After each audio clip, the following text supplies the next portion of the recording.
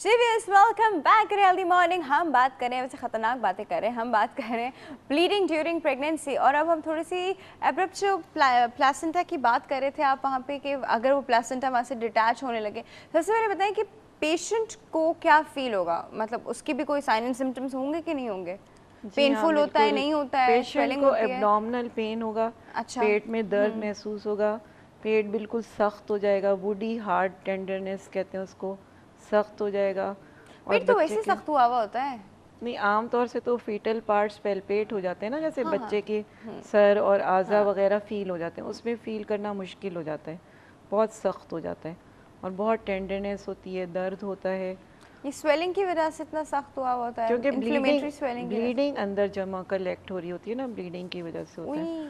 और foetal parts are not easily palpable, यानी बच्चे के हाथ पैर और सर इतना आसानी से नहीं महसूस होते, कभी कभी फीटल हार्ट भी मिलना मुश्किल हो जाते हैं अगर देखें तो। ये सब डिपेंड करता है डिग्री ऑफ डिटैचमेंट पे। अच्छा, अभी डिग्री और डिटैचमेंट जो है ये इसके हर डिग्री का अपने साइन एंड सिम्टम होते होंगे।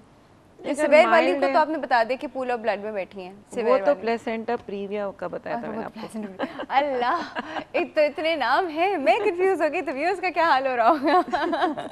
अच्छा, हम ये आसान आसान जुबान में बात इसमें करते हैं, पेनफुल बिल्कुल। ब्लीडिंग होती है, प्लेसेंटा प्रीविया में पेनलेस ब्लीडिंग होती है। आप ये आसान ज़बान में समझ अच्छा, लें। एक में पेनफुल ब्लीडिंग है, एक में पेनलेस ब्लीडिंग है, ठीक है। अब कोई और साइन एंड सिम्टम में आपने ये बताया कि पेट जो है वो बहुत सख्त हो गया है और पार्ट जो है, मतलब अब आप बच्चा फील नहीं कर सकते, मुश्किल से फील करते हैं, ठीक है। अब करना क्या है? हो गया। अब ये डिपेंड करता है कि जेस्टेशनल अच्छा, मेरे एज क्या बताया कि है। होता क्यों है, मतलब कोई तो कॉजेज होते होंगे, माँ ने कोई बहुत वेट उठा लिया या बहुत कोई सीढ़ियाँ चढ़ लिया इसमें क्या? पैरिटी होती है, मल्टी पैरिटी, यानी कि जिनके बहुत सारे बच्चे होते हैं, 5 से ज़्यादा बच्चे, एक्सट्रीम्स ऑफ एज में, अर्ली एज में जैसे 19 टीन्स में हो जाता है या 30s में, लेट एज में हो जाता है। हाइपरटेंशन, ब्लड प्रेशर जिनका हाई होता है उनमें डिटैच होना शुरू हो जाता है, ये कॉजेज़ होते हैं इसके। अच्छा, ठीक है। और वैसे माँ की तरफ से हुई हुई कोई ऐसी गलती या प्रॉब्लम या के उसने, ट्रॉमा हो सकता है माँ की तरफ से, जैसे पेट पे चोट लग गई, एक्सीडेंट हो गया, या जैसे या वो पेट अब्यूज़ के में, बल गिर गई, या जिस तरह पेट के बल गिर गई, अक्सर या हम किसी मूवीज में देखते हैं। किसी भी किस्म का ट्रॉमा या कोई भी एक्सीडेंट जो पेट को डायरेक्टली हर्ट करे, उससे भी प्लेसेंटा डिटैच हो जाता है। कोई स्पेसिफिक पोजीशन जो उसके सोने में होती है? कहते हैं कि थोड़ी सी करवट से ऐसे सों और जी हाँ, उसके नीचे तकिया रखें और इस तरह की। लेफ्ट, आमतौर से लेफ्ट करवट पे कहते हैं, उल्टे हाथ की करवट से सोना चाहिए। उल्टे हाथ की करवट से सोना चाहिए, ठीक है। जी हाँ। और आप टमी के नीचे एक पिलो रखते हैं? जी हाँ। मैंने देखा है कुछ खवातीन को टमी के नीचे पिलो रखते हुए, कुछ ऐसी सो जाती हैं, मतलब उनको इतनी आदत हुई हुई होती है प्रेगनेंसी की, उनके लिए तो नॉर्मल बात होती है। अच्छा, अब अगर इसमें वो बिल्कुल सीधा सो जाए तो उससे कोई प्रॉब्लम होता है, मतलब बिल्कुल सीधा फेसिंग सोने से ये अपवर्ड? होता है कि जो हमारी बड़ी नस जो एओर्टा होता है उस पे हमारे प्रेशर पर? प्रेशर पड़ता है, तो उसकी वजह से उसको पेल्पिटेशन, सांस फूलना, सांस रुकना और ये सब होता है, इसलिए करवट से लेटने के लिए कहते हैं। अच्छा, ठीक है। वो उससे प्रेशर की वजह से हो रहा है, वो किसी और वजह से हो रहा है। It's not dangerous for the baby, नहीं।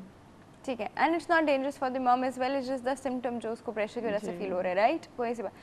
हैवी वेट उठाना, हैवी वेट उठाने से क्या होता है? वो कहते हैं कि झुक के हैवी वेट ना उठाओ, झुक के हैवी वेट क्यों ना उठाओ?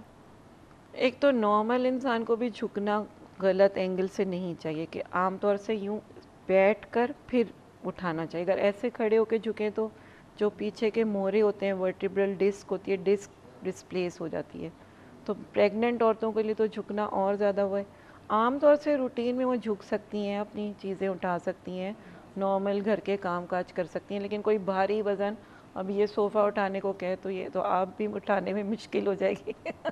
तो प्रेग्नेंट औरतों को तो फिर प्रेशर पड़ेगा ना, इंट्रायूट्राइन प्रेशर, उसकी वजह से होता है।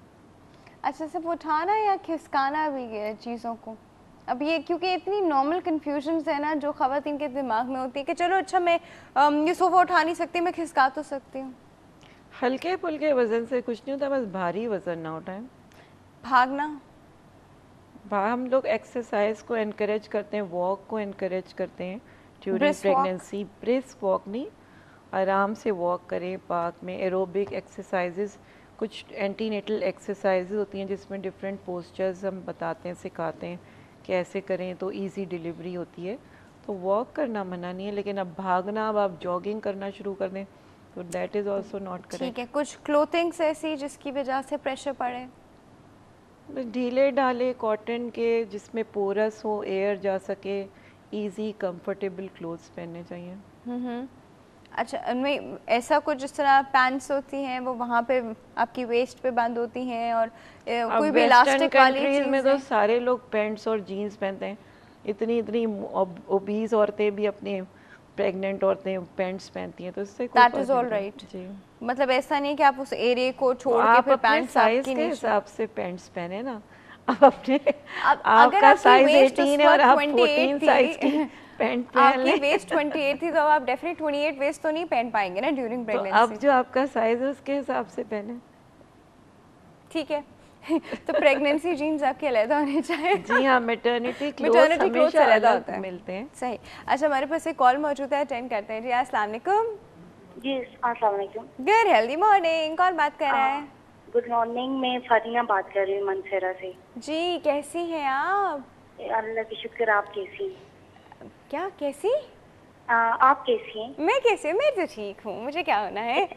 अच्छा, आप पहले मुझे बताएं कि आप बुफे इफ्तार करती हैं? बिल्कुल करती हैं? हाँ जी। ओवर ईटिंग नहीं हो जाती इस चक्कर में? सारी हेलो? डिशेस ट्राई करने के चक्कर में ओवर ईटिंग नहीं हो जाती? नहीं नहीं है नहीं होती? नहीं। पूछें, आप पहले सारी डिशेस ट्राई करती हैं? डॉक्टर साहिबा से बात करनी थी। अच्छा जी, कर ले डॉक्टर साहब से बात। तो अच्छा, अस्सलाम वालेकुम डॉक्टर साहिबा। वालेकुम सलाम। जी मेरी प्रेगनेंसी है ना जी 7 मंथ की। जी तो तकरीबन मेरी रात के टाइम तकरीबन 10 बजे का टाइम शुरू होता है, तो मेरी टांगों में बहुत ज़्यादा पेन शुरू हो जाता है। सिर्फ टांगों में पेन होता है या पेट में भी दर्द होता है? हाँ जी, पेट के निचले हिस्से में। अच्छा, तो आप किसी डॉक्टर से अपना चेकअप रेगुलर करवा रही हैं? जी जी, मैं गायनाकोलॉजिस्ट को अपना तकरीबन 15 दिन के बाद चेकअप ज़रूर करवाती हूँ। पेट के निचले हिस्से में दर्द होने के का रीज़न यूरिन इन्फेक्शन भी हो सकता है। जी जी, तो आप अपना यूरिन चेक करवाइए। जी हाँ, मैंने करवाया। उन्होंने ये किडनी बता रहे थे कि उसमें तो उसमें पस है और उसमें blood जा रहा है। इन्फेक्शन आया है? जी जी, इन्फेक्शन आया है तकरीबन 22 से 24 तक। हाँ, तो फिर आप इसका इलाज करवाइए, क्योंकि यही वजह हो सकती है। अच्छा, तो डॉक्टर साहब इससे मतलब कोई खास खतरा वगैरह तो नहीं होता? अच्छा, ये बात अब हम आपको ऑन एयर बताते हैं, ठीक है? जी ठीक है। Thank you so much for your call. अच्छा डॉक्टर साहब, ये यूरिन इन्फेक्शन प्रेग्नेंट फीमेल को तो बहुत ही ज़्यादा जल्दी हो जाती है, तो इसमें अभी बताइएगा प्रिकॉशन। एक और कॉलर है जी हमारे साथ, वो अटेंड करते हैं। अस्सलाम वालेकुम। उप्स। चलिए, डजंट मैटर। अच्छा हाँ डॉक्टर साहब, ये एक तो फीमेल को वैसे ही यूरिनरी इन्फेक्शन जल्दी हो जाती है, यूरेथ्रा छोटा होने की वजह से। दूसरा, प्रेगनेंसी में उनको यूरिन इन्फेक्शन बहुत बड़ा होता है। प्रेगनेंसी में एक यूरेट्रिक रिफ्लक्स भी होता है। प्रोजेस्टेरोन एक हार्मोन सिक्रीट होता है, जिसकी वजह से स्मूथ मसल्स जो यूरेटर होते हैं ना, उसकी नालियाँ गुर्दे की, वो ज़रा फैल जाती हैं, तो इसकी वजह से यूरिन इन्फेक्शन रिकरेंट होता है।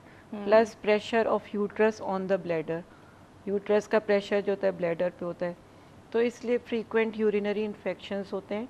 इनको ट्रीट करना चाहिए टाइम पर, वरना ये इन्फेक्शन बढ़कर असेंडिंग इन्फेक्शन हो सकते हैं, ऊपर किडनीज तक जा सकते हैं, इसलिए टाइमली ट्रीट करना चाहिए। अच्छा, ये उसमें यूट्रस में तो नहीं आते?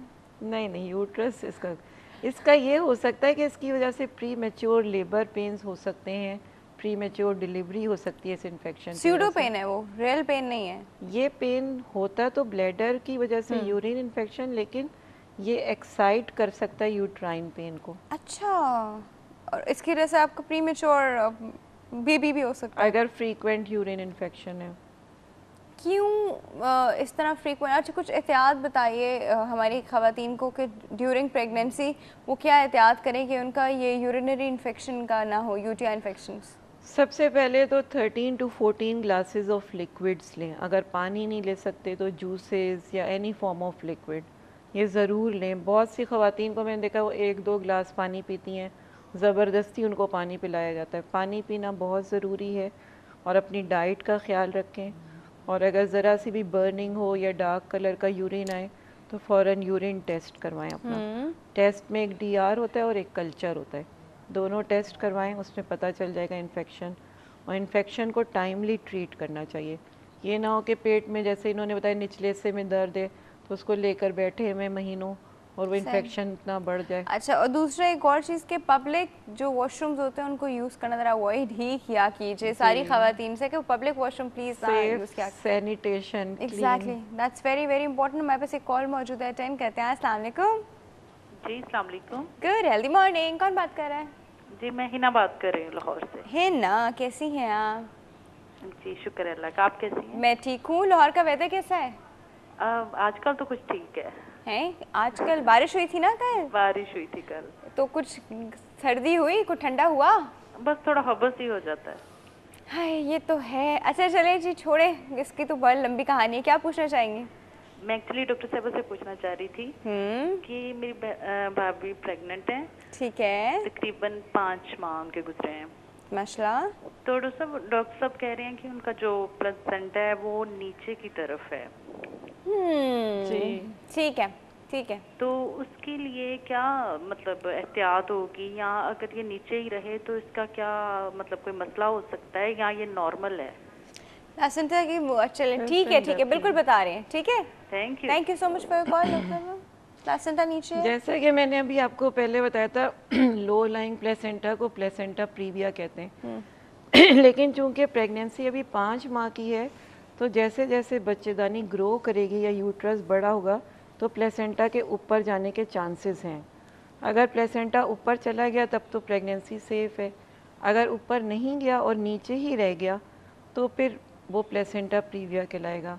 उसमें यही है कि भारी वज़न नहीं उठाना, बेड रेस्ट ज़्यादा करना है, ब्लीडिंग हल्की सी भी हो तो फ़ौरन डॉक्टर से रुजू करें, अल्ट्रासाउंड पे कंफर्म करें कि प्लेसेंटा कौन से डिग्री का है। ठीक है। अच्छा डॉक्टर साहब, वो ना टाइम बिल्कुल ख़त्म हो गया। एक छोटे से ब्रेक का वक्त हो गया, तो क्या करूं?